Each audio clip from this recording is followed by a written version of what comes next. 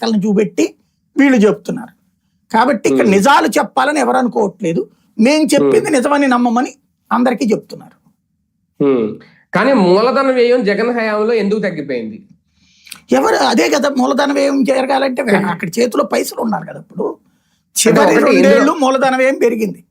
అవును, ఫస్ట్ 3 ఏళ్లలో వచ్చేటప్పటికి నేను ఇంతకుముందే చెప్పాను కదా, కరోనా టైంలో మూలధనం ఏం పెట్టడానికి ఆడదు, ముందు అసలు ఇవ్వడానికే డబ్బులు లేకపోతే జనం దగ్గర, ప్రభుత్వం దగ్గర డబ్బులు అసలు ఆ 2 ఏళ్ళు 10 పైసలు లేదు కదా. పైగా సంక్షేమం ఇచ్చుకోవాల్సి వచ్చింది. ఎందుకని ఇళ్లలో కూర్చున్నోడికి తిండి అట్టాలి కదా, సంక్షేమానికే సరిపోయినాయా మరి అంతే కదా. అప్పుడు ఆ మొదటి 3 ఏళ్లని కౌంట్ చేయడానికి లేదు అక్కడ. లాస్ట్ 1 ఇయర్ మళ్ళీ ఎలక్షన్స్ గోల, 1 సంవత్సరంన్నర కరెక్ట్ గా పరిపాలన చేయడానికి అవకాశం వచ్చింది అతనికి. అతని కర్మ ఏంటంటే ఆ టైంలో కరోనా, అది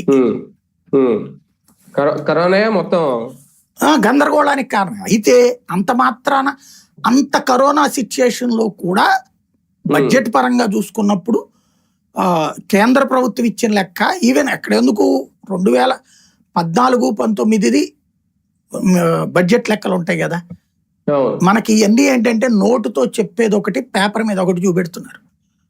బడ్జెట్ లెక్కల్లో చూపించమనండి అప్పులు. 19-24 మధ్యలో చంద్రబాబు గారు చేసిన అప్పుల గురించి వీళ్ళు రాస్తారు కదా.